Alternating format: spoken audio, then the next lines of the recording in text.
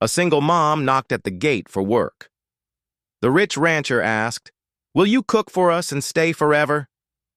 The snow had begun to fall again, thick flakes swirling like torn fabric across the prairie. It was late. The wind howled against the sides of the clay ranch house, rattling shutters and creaking the old barn door on its hinges. Winter did not knock in Wyoming. It slammed its way in. A hard knock echoed from the front gate. Weston Clay stepped onto the porch, coat pulled tight, rifles slung casually across his shoulder. He saw the figure hunched at the gate, small, thin, wrapped in what looked more like rags than clothes. Cradled in her arms was something smaller, motionless under layers of tattered blankets. "Please," the woman called out over the wind, voice all ready. "Just let us sit by the fire. One night, that's all." Weston didn't move. "I don't open my doors for strangers," he said, "especially not ones carrying babies." She tightened her hold on the bundle. Her voice cracked, but her eyes were steady. "The baby's name is Ivy. She hasn't eaten in a day. Her lips are blue. If it were your daughter, would you hesitate?" The silence between them stretched like the ice cracking over the creek. Weston's jaw flexed. He turned slightly as another voice chimed in, from behind. "She's cold," said a small voice.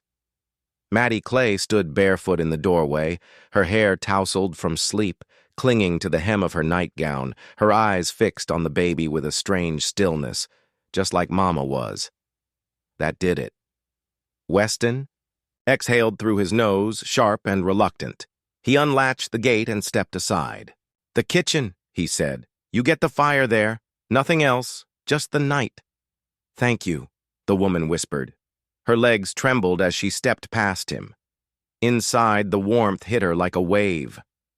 Nora Lee blinked against the sting in her eyes, then slowly lowered herself to her knees by the stove. She unwrapped the blankets. Baby Ivy stirred weakly, letting out a soft, rasping whimper. Weston handed her a log. She took it without speaking, fed it into the fire, and stretched her palms toward the heat. Her hands were red and cracked, the knuckles raw from cold. "What's your name?" Weston asked, still keeping his distance. "Nora," she said. "Nora Lee." He narrowed his eyes.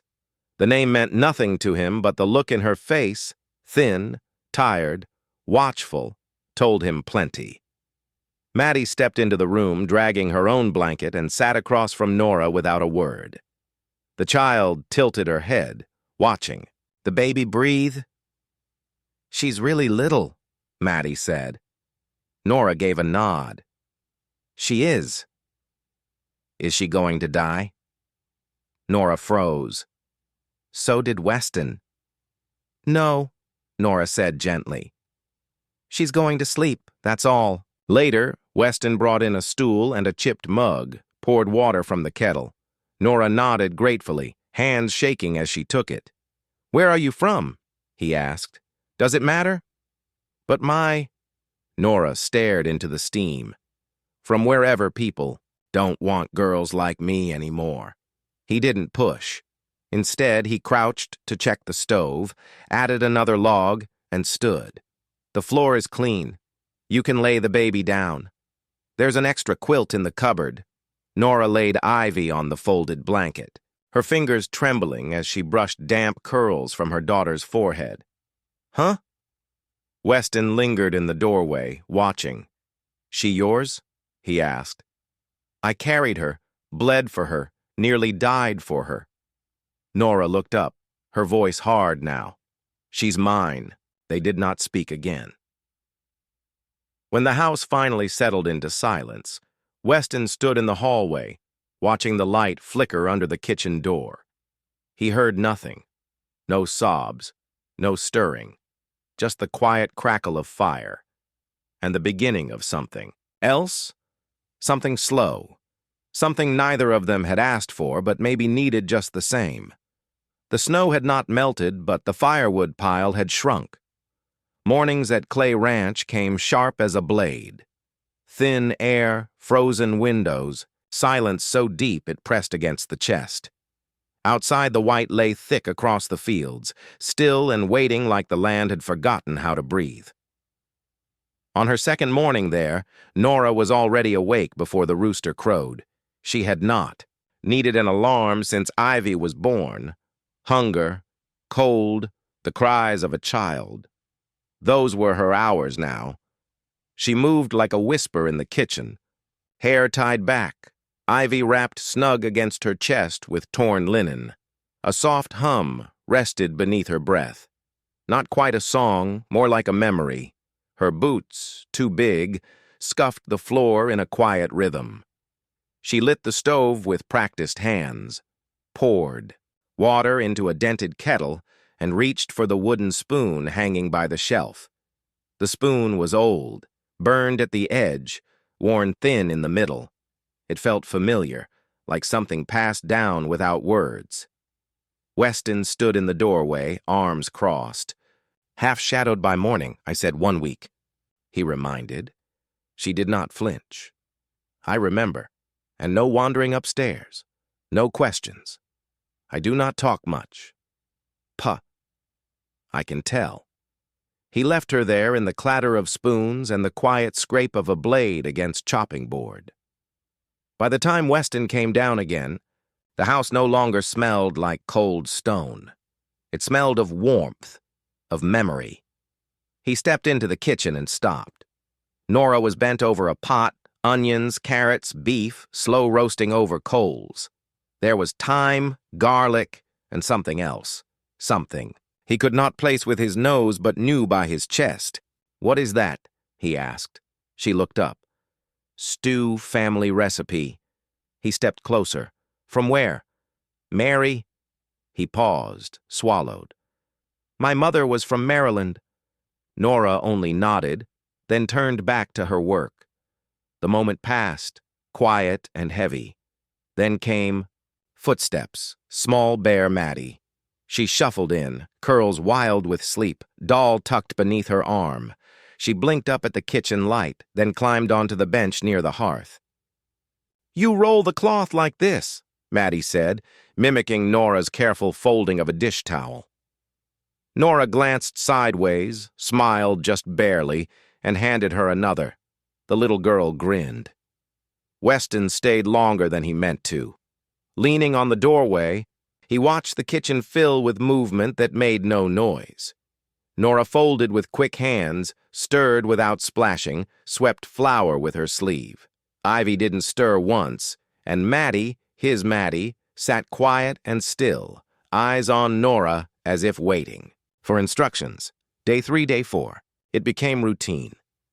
Nora never sat. She cooked, cleaned, boiled linens, washed diapers, never asked for anything, not a word, not even thanks. But each night the stew changed. Potatoes one day, rabbit the next, once even apple and onion, and each time Weston felt something stir, a taste, a warmth, a memory. His mother's hands in winter, her hum behind the stove. He never mentioned it. Then one night, a snowstorm rolled in. The wind screamed against the windows. Shutters rattled. Maddie refused to sleep. The nanny, a sturdy older woman with soft arms and stern eyes, tried humming lullabies, offered warm milk, but Maddie only cried harder, clutching her doll like it might float her out of the storm. From the kitchen came a sound, low, steady, warm as fresh bread. Nora. She was singing to Ivy. Her voice barely lifted above the crackle of fire, but it spread, a lullaby of no language Weston knew, but Maddie did. She tiptoed out of her room, rubbing sleep from her eyes, down the stairs, past the parlor into the kitchen. She curled up beside Nora's stool, head resting on the hem of her dress, cheek against Ivy's wrapped blanket. By the time Weston came down, half-dressed, worried, he found the house still quiet. Maddie was asleep, thumb in mouth, breath soft, and Nora, still rocking, still humming, still holding her child. Weston stood in the hallway, hand braced against the doorframe. He said nothing, but something inside him shifted, not broken, but moved, nudged from stillness. part of him that had gone cold without telling anyone. He stayed for one breath, then another, then turned away before the warmth could reach his eyes. The blizzard struck with a violence that swallowed the land whole. Snow pounded against the ranch windows like fists. The wind shrieked down the chimney like a banshee. The sky was black, the kind of black that erased stars and swallowed sound. By dusk, the lamps flickered once, twice, and died. The entire town, Weston knew, was plunged into darkness. He cursed under his breath and lit a lantern. Its light trembled, unsure. The storm howled through the cracks of the old house. Boards moaned. The fire in the main hearth sputtered, then steadied, though the draft made it fight for every breath. Weston moved quickly, checking shutters, testing locks, stomping through the hall with heavy boots. The cold seeped in like a thief, quiet and deliberate. With each gust, the old walls groaned. The floor creaked beneath his weight as he crossed from room to room, his face grim, jaw tight.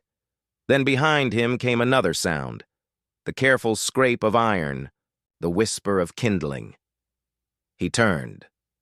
Nora knelt before the parlor fireplace, coaxing new flames from damp logs. Her hair glowed amber in the firelight, cheeks flushed from the effort.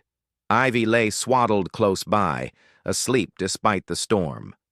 Nora's hands moved swiftly, practiced as though she had done this 100 nights before.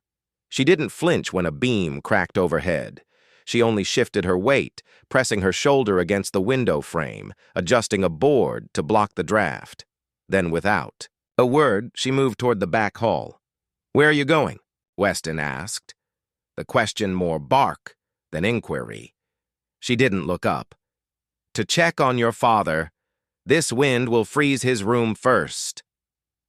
Weston stood for a second, uncertain, then followed.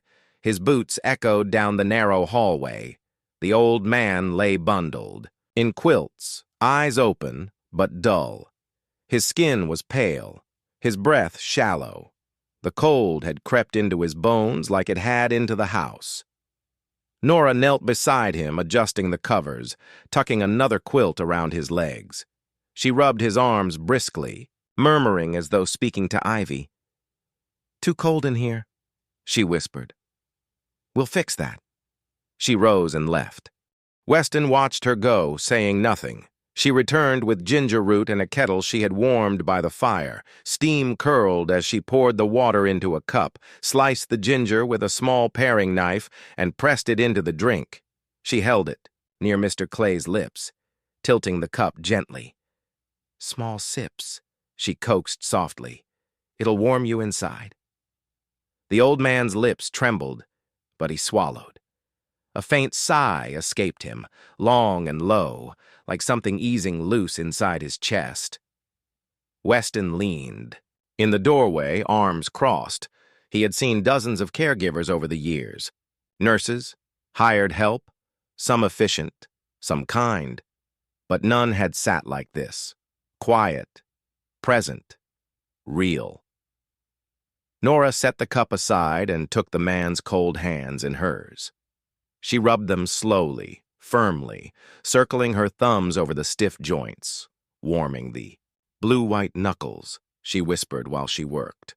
Not prayers, not even words could catch, just soft, soothing sounds that filled the space like balm. Minutes passed. Then, sudden, startling, a chuckle escaped Mr. Clay's throat, rough, raspy, but a laugh all the same. Weston straightened, startled, his breath caught. Nora froze too, her eyes wide.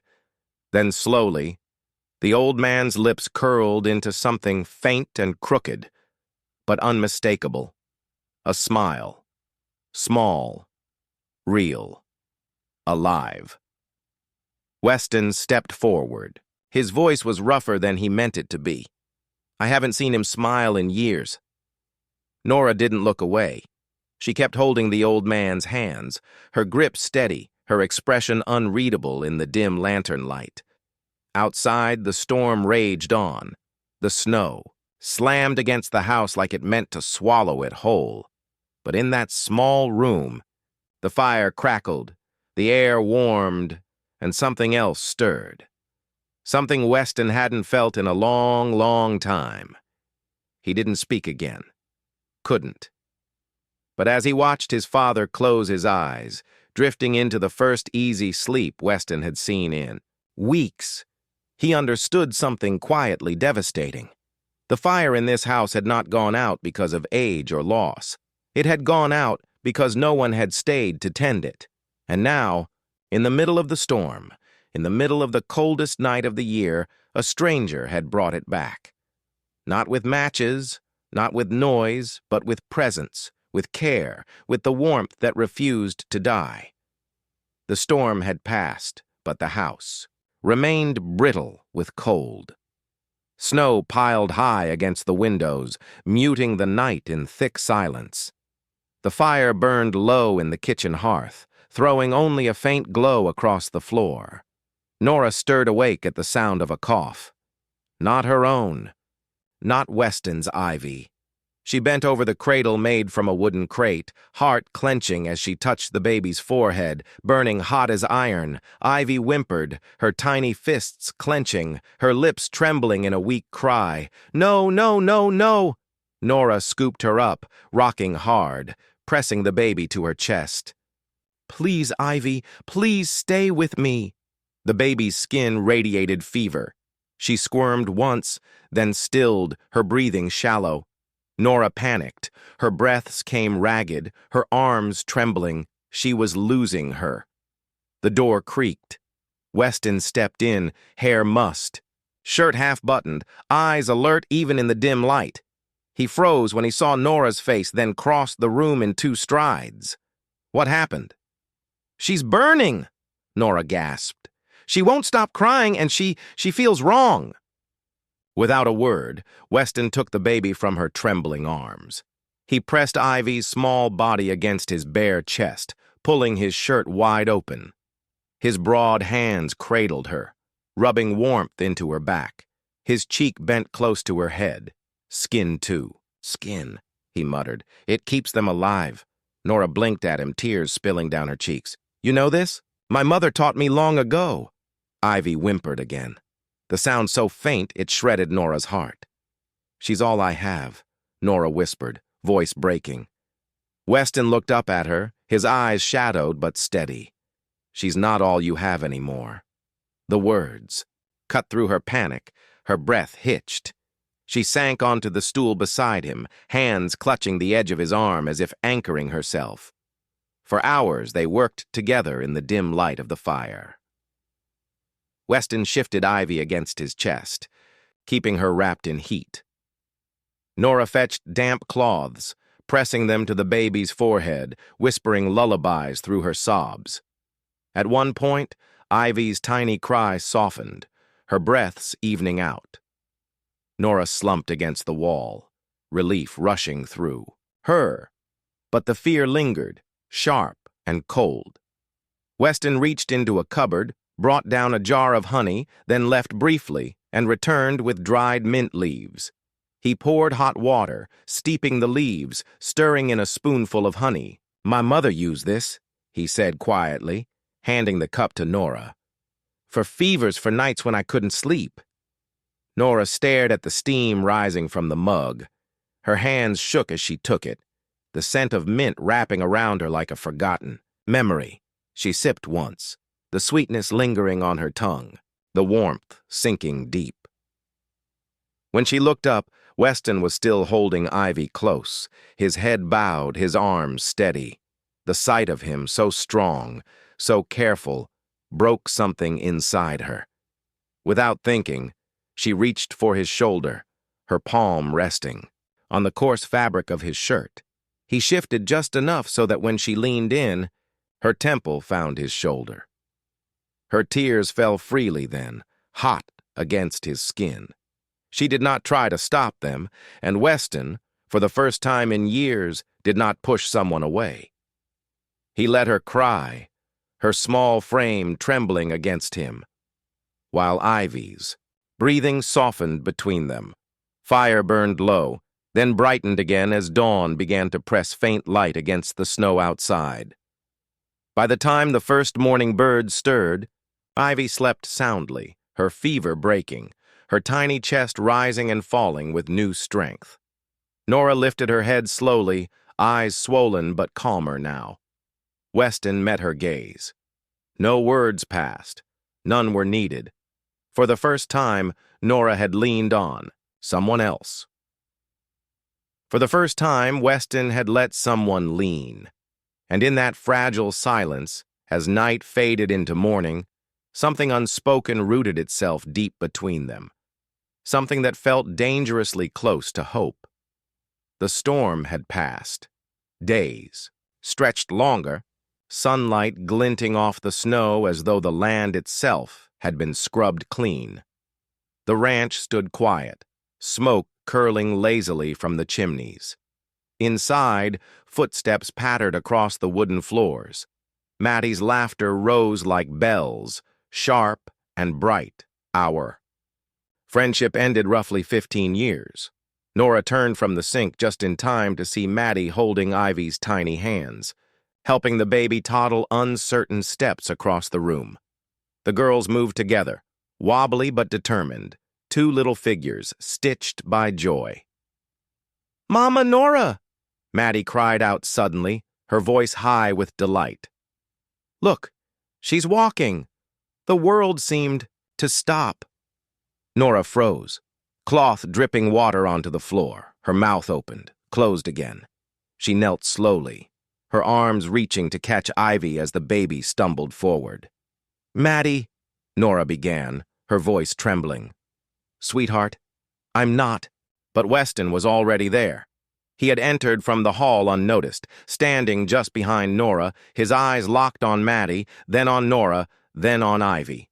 The word Mama still lingered in the air, like a truth too heavy to deny. Nora turned, flustered, ready to correct the child, but Weston's hand came down gently on her shoulder. "Don't," he said softly. She looked up at him, startled. His gaze was steady, firm, yet tender. "It's true," Weston continued. "She sees you as family." A pause, thick, as snow-laden silence. "So do I." Nora's breath caught. For a moment, she could not move.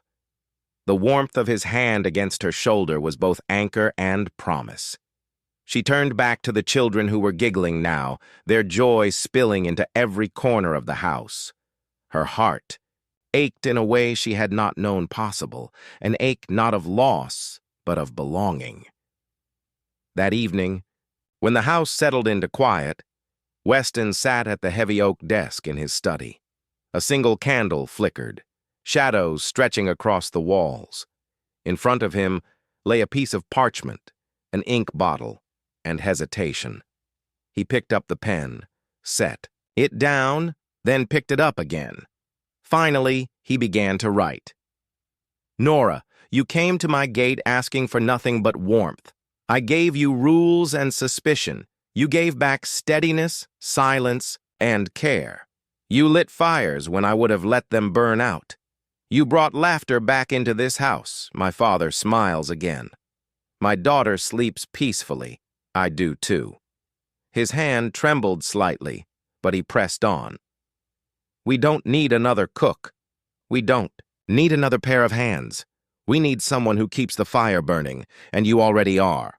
When he finished, he folded the letter carefully and rose. From the top drawer of the desk, he pulled out a pair of woolen gloves, old but well kept. They had once belonged to his mother. She had knitted them in long winters past, her hands steady, her care woven, into every stitch. Weston stood in the hall for a long moment, letter and gloves in hand. Nora's breath caught. For a moment, she could not move. The warmth of his hand against her shoulder was both anchor and promise. She turned back to the children who were giggling now, their joy spilling into every corner of the house. Her heart ached in a way she had not known possible. an ache not of loss but of belonging. That evening, when the house settled into quiet, Weston sat at the heavy oak desk in his study. A single candle flickered, shadows stretching across the walls. In front of him lay a piece of parchment, an ink bottle, and hesitation. He picked up the pen, set it down, then picked it up again. Finally, he began to write. Nora, you came to my gate asking for nothing but warmth. I gave you rules and suspicion. You gave back steadiness, silence, and care. You lit fires when I would have let them burn out. You brought laughter back into this house. My father smiles again. My daughter sleeps peacefully. I do too. His hand trembled slightly, but he pressed on. We don't need another cook. We don't need another pair of hands. We need someone who keeps the fire burning. And you already are. When he finished, he folded the letter carefully and rose. From the top drawer of the desk, he pulled out a pair of woolen gloves, old but well kept. They had once belonged to his mother. She had knitted them in long winters past, her hands steady, her care woven into every stitch. Weston stood in the hall for a long moment, letter and gloves in hand. Then he walked to the kitchen, where he knew she slept on a cot near the stove with Ivy in her arms. Quietly, he laid the letter and the gloves by the door. He lingered, listening to the even breaths of mother and child, then turned back into the shadows.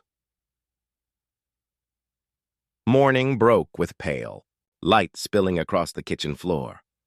Nora stirred awake, Ivy still curled against her chest. She blinked, sat up, and noticed the bundle at the door.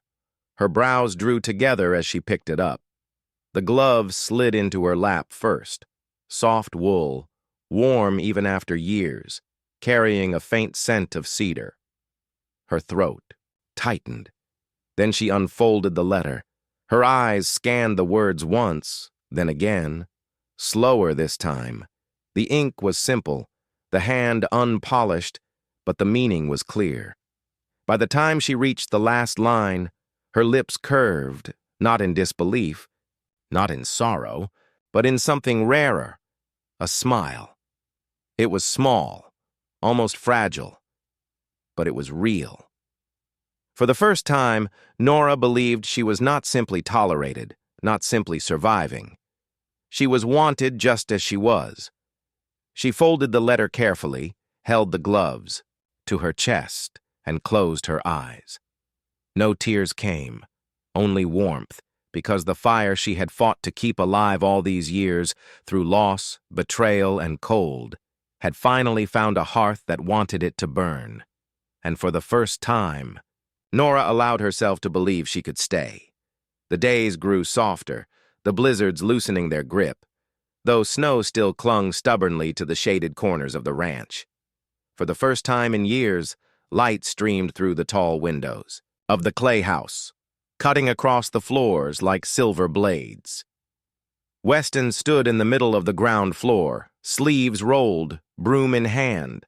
Dust rose in clouds, swirling like ghosts long locked away. For as long as he could remember, this floor, his mother's floor, had been sacred, untouched. No woman was allowed to change it. No maid, no guest, no visitor. He had lived inside those rules hard as stone for years, but now, plank by plank, cloth by cloth, he was tearing them down. He pulled down the old curtains, yellowed with age, and tossed them into a heap. He stripped the table of its faded cloth, replacing it with a clean one. The wood beneath shone dark and rich once scrubbed, like the house had been waiting all these years for a reason to breathe. When he pried open the windows, sunlight burst in. Cold air, too, but it felt alive. He stood for a long moment, letting it sting his skin. Maddie came skipping down the stairs, her hair tied in uneven braids. She stopped short when she saw him dragging the heavy chairs back into place. The table set fresh, the room washed in light. "Papa," she said, her voice puzzled. Is Mama Nora going to stay downstairs forever now? The question hung like a bell struck in the quiet. Weston's hand froze on the chair back. His chest tightened. He stopped, swallowed. His eyes flicked toward the kitchen where the sound of quiet humming drifted in. Nora, rocking Ivy, folding linens, unaware of Maddie's words. She just might, he said finally, voice low. Maddie smiled as if that answered everything and ran off to fetch her doll. Later that afternoon, Nora came in carrying a basket of folded towels. She stopped at the sight of Weston, bent over the mantel, scrubbing soot from stone that hadn't been touched in years.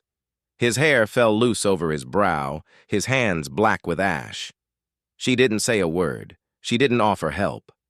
Instead, she set her basket down, took a single handkerchief from it, and placed it carefully on the polished table he had cleaned. The fabric was crisp, neatly folded, its whiteness almost glowing in the light. She left it there, said nothing. But Weston noticed. When he looked up, she was gone again, the faint scent of lavender trailing in her wake. He touched the cloth once lightly, as though it might burn. It did not say, "Thank you." It did not say, "Stay." It said, "If you open the door, I will walk through." That evening, Weston pushed his father's chair across the threshold and onto the porch. The old man grumbled, stiff from the effort, but when the cold air struck his cheeks and the sky opened wide before him, his breath caught. The sun was sinking low, bleeding crimson and gold across the snow. Weston leaned on the chair, chest rising and falling with more than exertion. He had not brought his father out here in years. Old man's eyes moved slowly from the horizon to the house to his son's face. "You fixing this house for her?" Weston's jaw worked, but he only nodded. A long silence stretched. Then the old man chuckled, the sound raspy but warm. "Then do it right." Weston looked down, startled. His father's eyes glistened in the fading light. "Don't just build her a place to cook, build her a place to belong." The words sank deep, heavier than any vow, truer than any sermon. Weston's throat tightened. For once, he did not argue. As the last light of day faded, the three figures remained there. An old man with the past behind him, a son at the edge of change, and in the house behind them, a woman, humming softly, the fire she had kept alive burning steady into the night. And in that moment, Weston Clay knew his father had given more than permission. He had given a blessing. The snow had begun to retreat, leaving damp earth and patches of stubborn white clinging to the shade. On the Clay ranch, the air carried the first scent of spring, wet soil, thawing wood, and smoke rising from a fire built not for survival, but for gathering. Weston had ordered. Long tables set out in the yard covered in white cloths that fluttered gently in the evening breeze. Lanterns hung from the porch beams, glowing amber, while chairs, some mismatched, some polished, were pulled close. The occasion had no name, no tradition, but everyone understood. It was the first day Nora Lee stood, not as a guest, not as a stranger begging warmth, but as the woman of the Clay kitchen. Neighbors came with bread and jars of preserves. Ranch hands brought laughter and stories, and Maddie skipped barefoot through the grass, her curls bouncing like coals in the sunlight. When Nora finally stepped out, Ivy balanced on her hip, Maddie clinging to her free hand. A hush fell. The two girls wore white dresses trimmed in lace, each clutching a wooden spoon like a scepter. "Kitchen queens," one ranch hand whispered, and a ripple of warm chuckles spread through the tables. Nora, flushed but her eyes shone. She took her place at the table. Maddie and Ivy perched beside her. Weston sat across, his expression unreadable, save for the faintest trace of pride glinting in his eyes. When the food was served, Roast venison, warm bread, thick stew seasoned in a way that felt like memory. The clatter of spoons and laughter filled the air. Maddie tapped her wooden spoon against Ivy's, and the baby squealed, banging hers back. At the head of the table sat old Mr. Clay. His posture was frail, his hands stiff, but his eyes carried a brightness that defied the years. When his glass was filled not with whiskey but with milk, he lifted it slowly, carefully until every gaze turned his way. "She fed my son's heart before she ever fed our table," he said, voice gravel but steady. "That's the kind of woman you don't let walk away." The silence that followed was thick with feeling. Nora lowered her gaze, her hand brushing across Maddie's curls, then Ivy's small fist. Weston stared at his father, his throat tight. No blessing could have been greater. The rest of the meal passed in warmth. Stories were told. Children's laughter carried into the night, and lantern light swayed gently over faces softened by joy. For the first time in years, the Clay Ranch felt like home. When the dishes had been cleared and the guests gone, Nora walked to the well to wash her hands. The night was cool, stars pricking the sky. She rolled her sleeves, bent over the basin, the faint scent of lavender soap rising in the steam. Weston approached quietly. In his hand was a folded handkerchief, the same one she had left for him weeks ago, white and neatly pressed. She looked up, startled. He held it out, his expression steady. "I don't want you in the kitchen only," he said, his voice low but clear against the night. Nora's lips parted, her breath catching. "I want you in every room, in every morning, in every part of this life."